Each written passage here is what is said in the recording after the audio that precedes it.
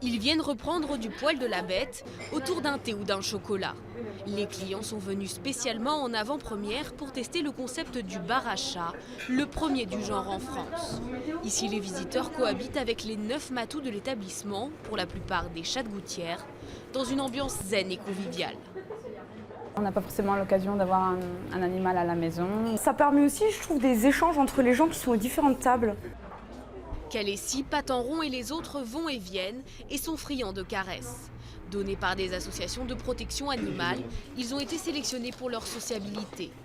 Si le concept est importé du Japon, pays où les néco-cafés sont nombreux et où l'animal est considéré comme un porte-bonheur, la propriétaire a dû obtenir l'aval du ministère de l'Agriculture et assure l'avoir adapté à la mode occidentale. Les néco-cafés sont des endroits beaucoup plus cliniques où on vient en ayant réservé un chat, on paye à l'heure, au ticket d'entrée. C'est un peu des zoos ou des animaleries où on peut caresser des chats, alors qu'ici, le fait de caresser un chat n'est pas garanti.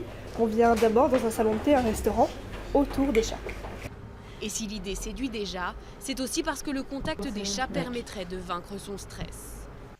Ces vibrations émises par le chat ont sur l'homme un effet apaisant et booster de production d'hormones de la relaxation. Du fait de la relaxation, il y a tout un tas de pathologies qui peuvent être évitées, à commencer par une régularisation de la tension artérielle.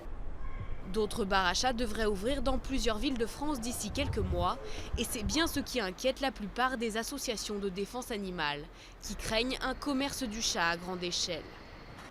Le problème, encore une fois, c'est de considérer que l'animal est un bien de consommation comme un autre et de tomber justement sur une démarche plus commerciale avec cette volonté véritablement de faire venir des gens et de leur assurer de pouvoir toucher un chat dans des conditions qui ne répondent pas du tout à leurs besoins naturels.